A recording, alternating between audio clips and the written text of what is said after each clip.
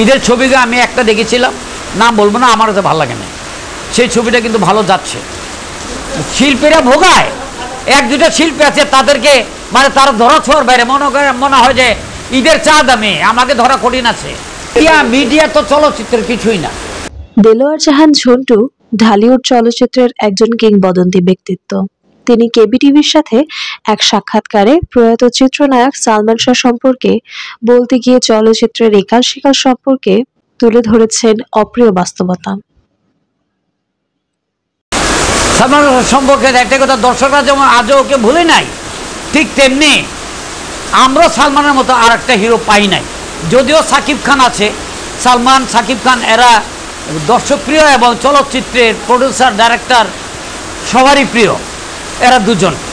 তো সালমান অদ্বিতীয়। সালমানকে নিয়ে আমি ছবি করেছি, একটি ছবি, কিন্তু আমাকে কোনোদিন এক সেকেন্ডের জন্য ভোগায় নাই এবং শিডিউল নিয়ে কোনো ঘাবলা করে নাই। তো সালমানের মতো আরেকটা ছেলে কবে আসে জানি না, তবে আমরা অপেক্ষায় আছি।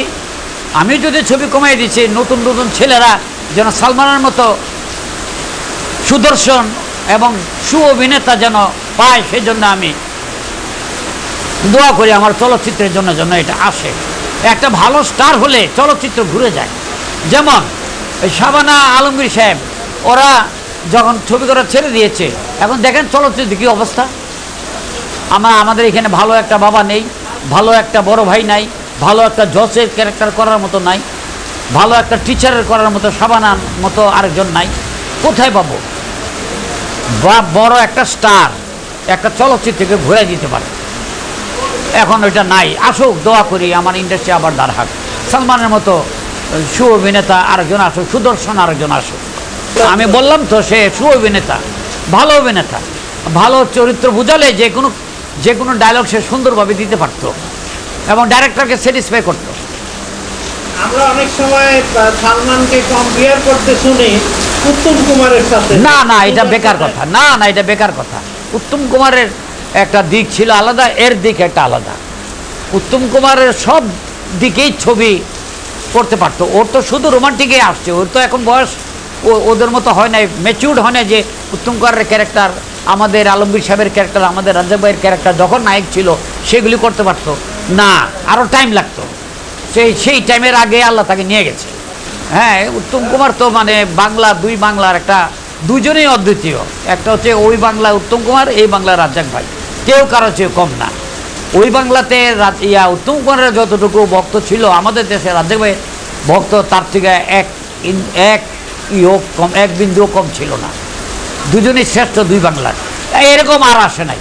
দুই বাংলার মধ্যে ওইখানে আরেকটি উত্তম আসে নাই, এইখানে আরেকটি রাজ্জাক আসে নাই।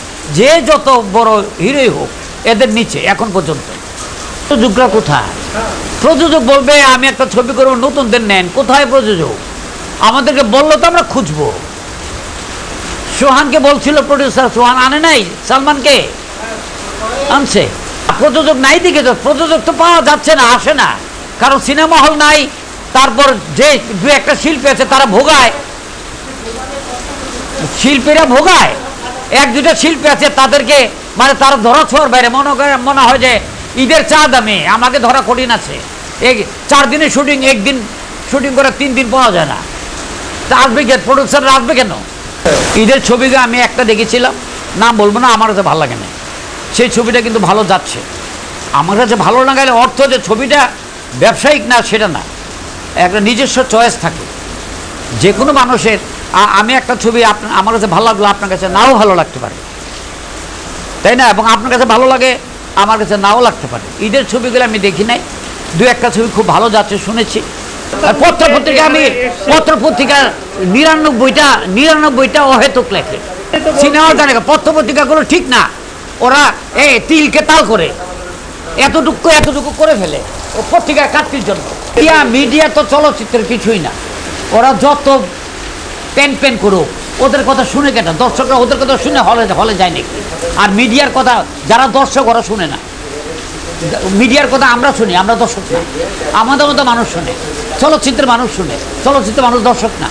দর্শক যারা ওই মাছালা, ওই গার্মেন্টসের ছেলেমেয়েরা, রিক্সাওয়ালা, এরা সিনেমা হলে যায়। আর যারা নাকি ম্যাচিউর, মানে যারা নাকি একটু স্ট্যান্ডার্ড, ওরা টিভিতে বসে বসে বাংলা ছবি দেখে।